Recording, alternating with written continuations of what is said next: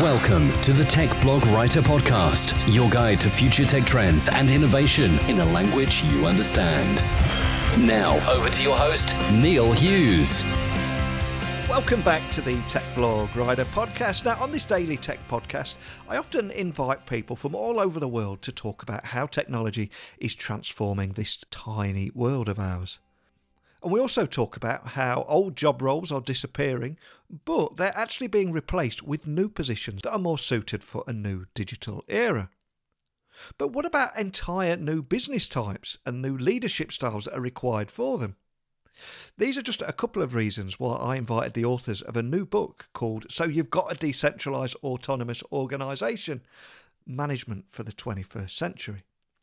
Now, this book covers the mindset, the skill set and the communication skills that every leader needs in this new world of decentralized autonomous organizations. And Houwen and Grace Rachmany are trainers of leadership in the crypto space. They are passionate about merit-based staking and how to instill a culture of leadership and responsibility throughout an entire organisation. So I invited them on the podcast today to talk about creating collaboration within an organisation and ensuring that the best ideas are promoted. And also the differences between that 20th century management style and 21st century leadership. And we're also going to discuss radical responsibility and how to promote a culture of accountability in your organisation and avoid those "it's not my job" kind of moments. So buckle up and hold on tight so I can beam your ears all the way to Luxembourg, where Marco is waiting for us, and Grace, who is waiting for us in Berlin, so we can discuss their book, So You Have a DAO, Management for the 21st Century. So a massive warm welcome to the show to you both. Can you tell the listeners a little about who you are and what you do? So hi Neil. Thank you so much for having us on your great show. So I'm Marco Houwen, and in Berlin is sitting Grace Rachmany. And what we are doing is we are helping companies to create leaders and implement collaborative decision making on all levels. And we help them to shift their mindset so that they can get most out of themselves and their peers. Mostly we work with blockchain companies who have raised a lot of money, as we know some at least did, and know they need to have a different attitude towards leadership than the previous generation of companies, which is very important because, well, they raised it in a collaborative manner, in a distributed manner. So your new book, You've Got a Decentralized Autonomous Organization, covers the mindset, the skill set and the communication skills every leader needs in this new world of decentralized autonomous organizations. But just to get everybody listening on that same page, can you help everyone understand exactly what a decentralized autonomous organization is for those people outside of the blockchain and crypto space? Sure. And so we'll start what we know, right? What it's not, right? Like a hierarchical organization, like today's governments or companies, there's somebody at the top. And that's the opposite of what we're talking about. So decentralized, first of all, means that people sit all in different places in the world. That's the first thing, right? Decentralized.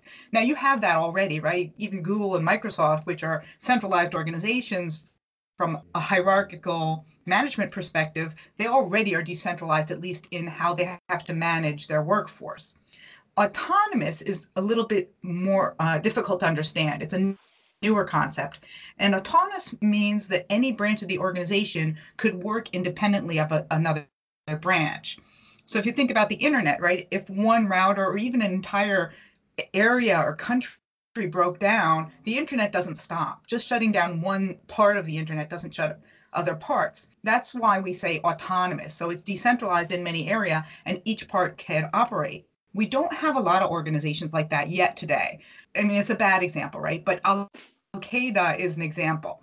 They have autonomous cells that all know their mission. They make their decisions autonomous from one another, these different cells. And it's extremely difficult for centralized governments to do anything about these decentralized organizations because they're so resilient. Like you can't shut down the internet, and very unfortunately, can't shut down something like Al-Qaeda, at least not with a centralized approach. So, just to give you an example, right, we're talking about money, right? Bitcoin, Ethereum, or even more accurately, Monero or Zcash. they want to create governance, we're going to call it governance, or management of those things in a way that it can't be shut down. You know, if a government like the US or Venezuela has some problem, their monetary system can go under and it can affect the monetary systems of the world.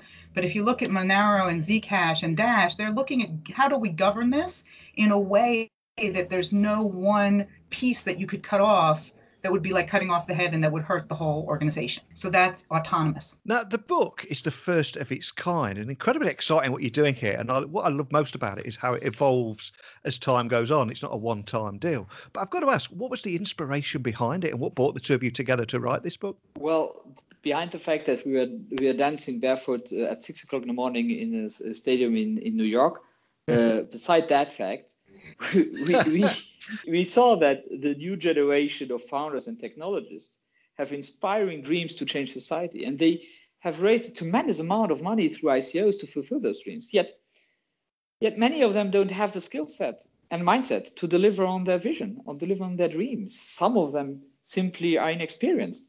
But even those who have experience, they are not experienced in setting up the decentralized organization, which they mostly have because they have developers all over the world and marketing on one continent on the other.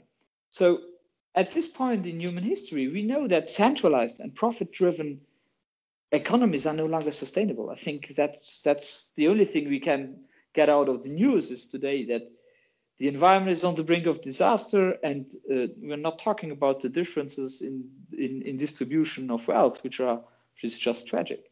Decentralization promises to bring a new paradigm of organizations, but what will that be? We wanted to create a handbook that would give leaders guidance, and it is only the version 1.0 we brought in. It's a handbook. We didn't create, and we don't know it all.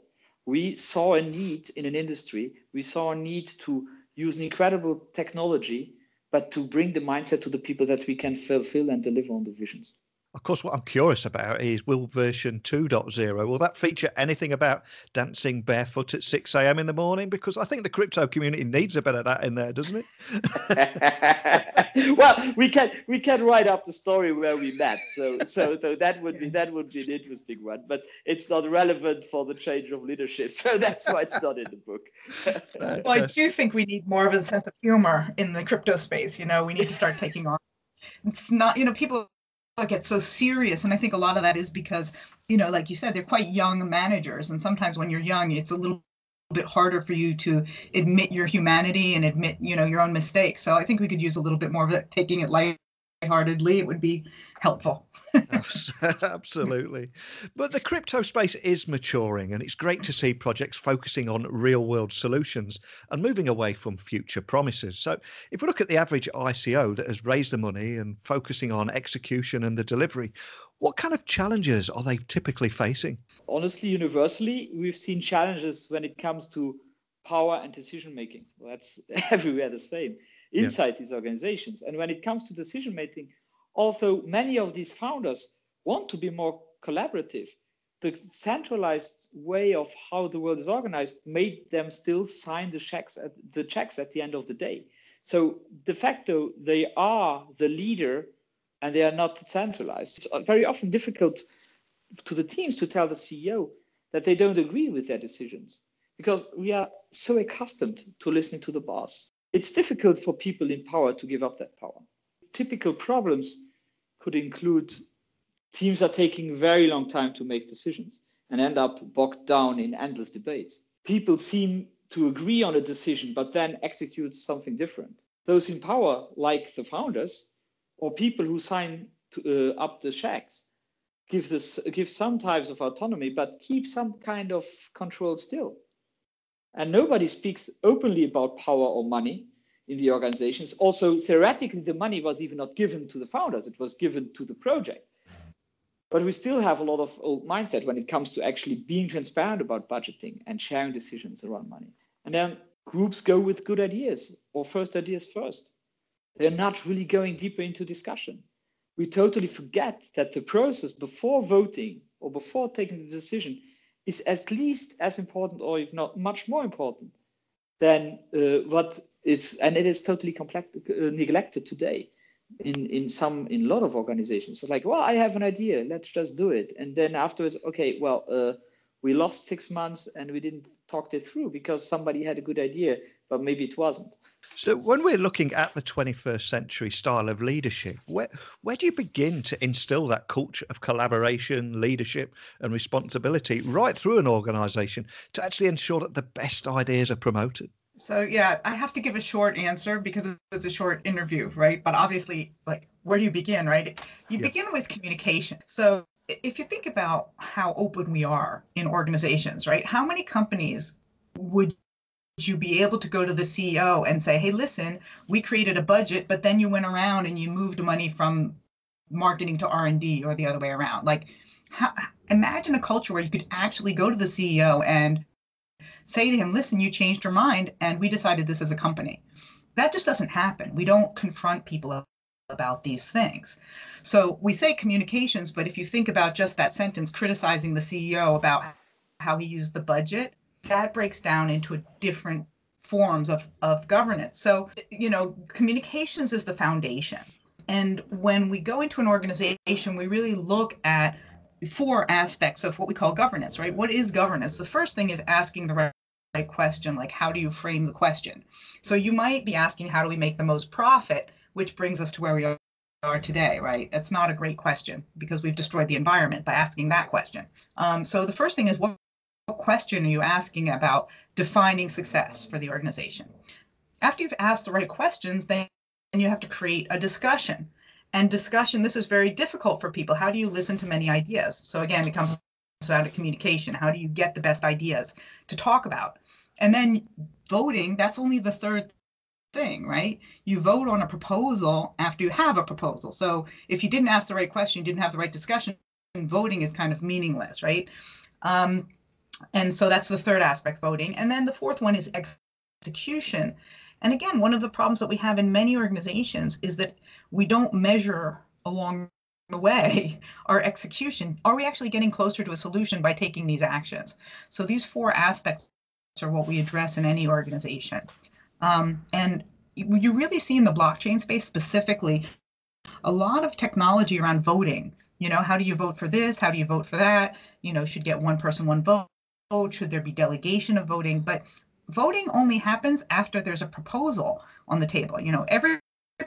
I think everybody in a democratic country has had to vote for 2 bad options, right? Both of those options are bad, right?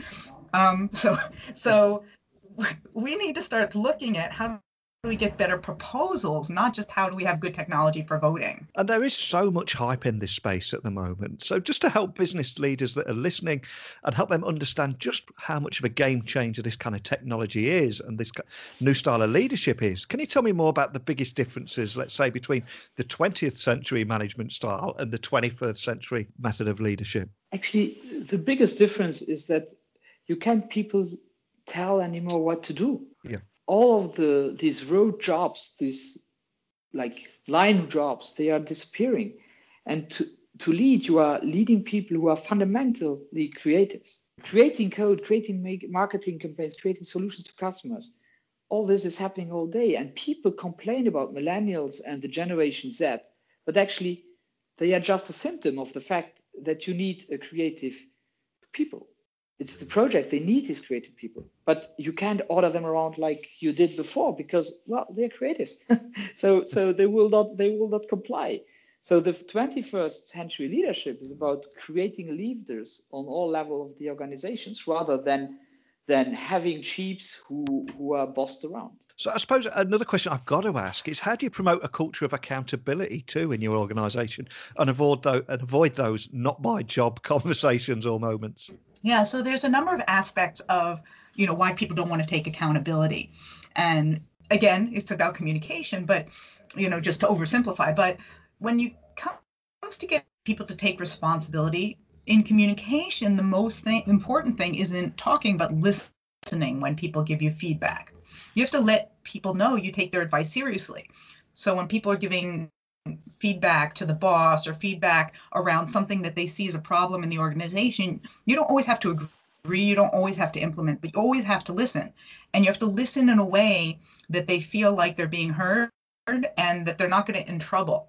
In many organizations, it's not just that people aren't appreciated, but you actually might get in trouble if you point out a flaw in the other department, right? So if you're in the finance and you point out the marketing's doing something wrong, somebody's going to get annoyed. It's their territory. And so you better shut up and not take responsibility. So you need to, first of all, make sure that people are appreciated for their feedback. And secondly, that they're not going to get in trouble for their feedback. And generally speaking, people are motivated. They know that if their company or organization goes out of business, they don't have a job. So people want to take responsibility naturally, but we've incentivized people to shut up and to sit down and to not get in trouble. So as long as we can create open communications where you can listen to people, that's the most important part of getting people to take responsibility. So for anyone listening that's starting their own decentralized organization or just exploring new operating models, how will your guide help them? And what is the key message you want listeners to this show and equally readers of that guide to take away today? So You've Got a DAO is a handbook. In other words, it's not theoretical. Yeah. Every chapter includes exercises you can do with your team to actually shift the communications and culture in the organization. I'd say there are two key messages: honesty and responsibility. If you have an organization where everybody speaks honestly, where you have this safe place of communications, where people just can speak honestly, and where everyone then takes fully responsibility, that's about all you need. But it's simple, but not particularly easy. Now, the current climate has been likened to when the internet first arrived on the scene many years ago, but we're still in the very, very early stages. So can you help paint a picture of how you think things are going to look like in the future and how far away that is? I don't think I actually can. I'd like to think it's like utopian, like Star Trek, and we certainly have a lot of more movies about a dystopian future, like what's going to happen after the environment is destroyed. But I think we don't know. I was recently listening to a podcast with, I hope I'm saying his name right, Daniel Schmachtenberger, and he was talking about biology. And he said, like, if you had no other information and you were looking at a pregnancy, right, a human pregnancy or animal pregnancy, and you tried to predict what was going to happen, right? You're looking at this thing growing exponentially inside the womb, and you're just going to project forward what's going to happen. This future doesn't look good at all, right? Yeah. It's like it's going to break the thing that it's in. And then this miracle happens, right? And it only can happen at the exact right moment, right? If you're born too early, you can't breathe. And if you're born too late, it destroys the vessel that you're in, right? But you would never predict that this thing was going to breathe out of its nose. Like it's breathing out of its belly button all of a sudden and eating out of its belly button. Like you couldn't predict that by looking at it in the womb.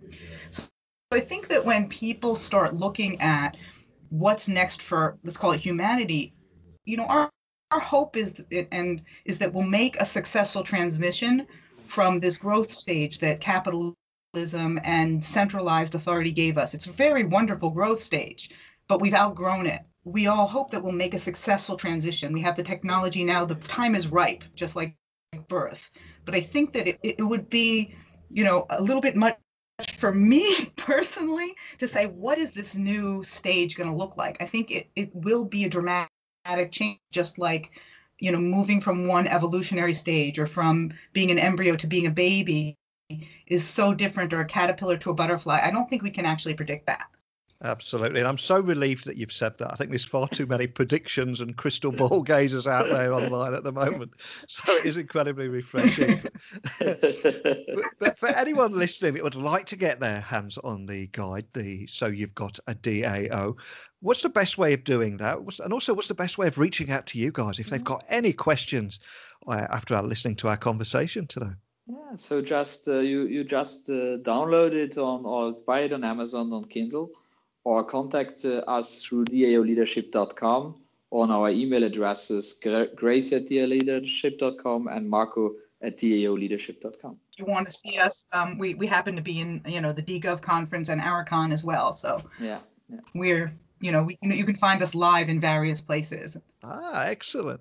Well, I'll add those links to the show notes just so people can find you nice and easily. And I've really enjoyed today's conversation because one of the phrases that we hear so much recently is there are few words more damaging to a company than "but we've always done it that way." And your guide really highlights the differences between that 20th century management and leadership towards the 21st century. It's so different, completely different ball game now. And this book really is a first of its kind. But more than anything, just a big thank you for coming on and sharing your story with me today. Thank you. Neil, thank you so much for having us. What I love about this book is it's not just a management for the 21st century guide in the traditional sense. We're living in an age of continuous change. So this book has taken a fresh approach of being a work in progress. Note the 1.0 in the title, because we are at the beginning. And this book doesn't hide away from that. It celebrates it and is committing to keep building that book. And something that you might have missed from this interview was that in between the recording, there were a lot of laughs. And both of today's guests were people that I just instantly connected with. And I would love to meet in person. So I'm hoping that we do get to meet, as I'm sure we both frequent the similar kind of conferences. But the big takeaway for me, at least, is that crypto, blockchain, and that entire industry is just a very complex and a very serious and sometimes heated place to be in. But their approach is so refreshing because they're not afraid to inject a little sense of humour into things too. And that said, they are a team though with decades of management and performance expertise, applying the tools and mindsets that they've gleaned over the years in management for profit, non-profit and governmental organisations. And it really comes across that they're convinced that they've got the right set of tools, including decentralised ledger technology, so that we can fulfil the promise of the distributed and connected world. And maybe we can paint that picture of a utopia. But they were just my takeaways. But now over to you guys and dolls. So as always, keep those emails coming over to techblogwriter@outlook.com, and of course you can get me on Twitter at Neil C. Hughes. So a big thank you for listening as always, but I'm afraid it's time for me to walk off into the digital sunset and say until next time, don't be a stranger. Thanks for listening to the Tech Blog Writer Podcast. Until next time, remember, technology is best when it brings people together.